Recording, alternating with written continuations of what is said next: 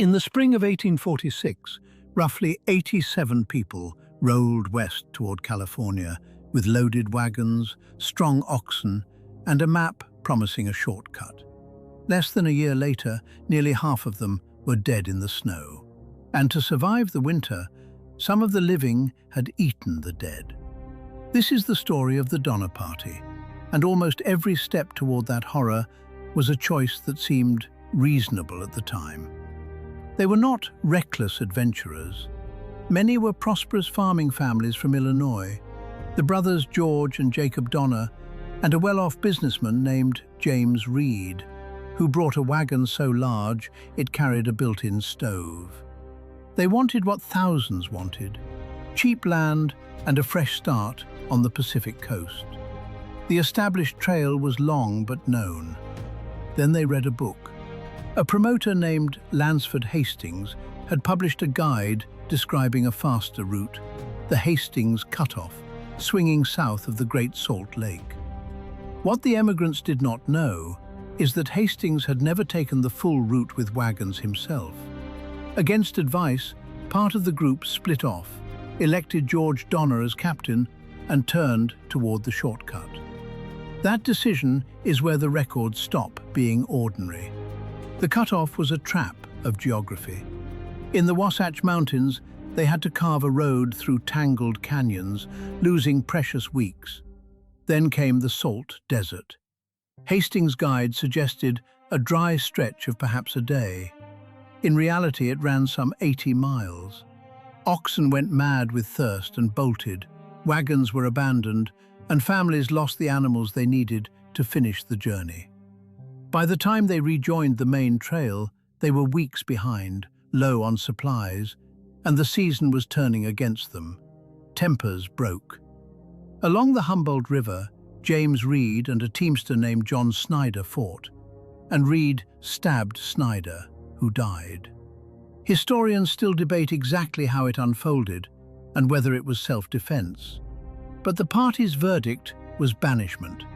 Reed was sent ahead alone, a punishment that by grim accident would later help save the rest. They reached the eastern slope of the Sierra Nevada in late October 1846, with one mountain pass left between them and safety. And then it began to snow.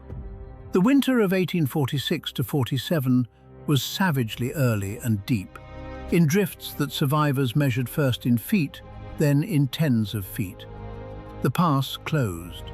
The party was trapped, split between a lake camp near what is now Donner Lake and a second camp at Alder Creek, a few miles off. They built cabins and brush shelters, killed the last of the cattle, and waited for a break that did not come. Patrick Breen, one of the trapped, kept a diary, a flat, devastating record of snow falling, food vanishing, and prayer. As the meat ran out, they boiled hides into a glue-like paste and gnawed bones. People began to die, first the weakest, the old, and the very young. In mid-December, 15 of the strongest strapped on improvised snowshoes and set out to cross the mountains for help. They were later called the Forlorn Hope. The crossing was meant to take days. It took about a month. They got lost in blinding storms. They starved. When members died, the survivors faced an impossible choice and made it. They ate the bodies of their dead companions to stay alive. The records also indicate that 2 Native American guides from Sutter's Fort, Luis and Salvador, were killed, shot by another member, and their bodies used as well, an act recounted with shame. Of the 15 who left, only about 7 reached the settlements, most of them women. Their arrival finally raised the alarm in California, where James Reed had survived his banishment and was already pushing for rescue.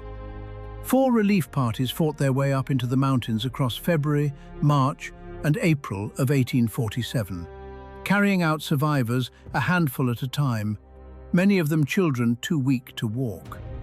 What the rescuers found at the camps they described in reports that are still hard to read. Starvation, frozen shelters, and unmistakable evidence that those at the lake had also eaten the dead to survive. Not everyone did, and the records disagree on exactly who. Some families may not have. We cannot be fully sure. Some did not leave at all. Tamsin Donna refused to abandon her dying husband George and stayed behind. Her body was never found. The last survivor brought out, in late April, was a man named Louis Keseberg, discovered alone at the lake. He admitted to cannibalism, but he was also accused of murdering Tamsin Donna for her money, a charge he fiercely denied and that was never proven. Historians still debate where the truth lies. The numbers themselves are debated because people joined and left along the way. But of roughly 87 travelers, only about half came through alive. A pattern stands out among the dead. Men died at far higher rates than women, and single young men fared worst of all. The survivors carried it for the rest of their lives. One of them, a girl named Virginia Reed, wrote to her cousin with hard-won wisdom: "Never take no cutoffs, and hurry along as fast as you can." The pass where they froze still carries their name. If you want more forgotten history that sounds made up but isn't, subscribe, and I'll see you in the next one.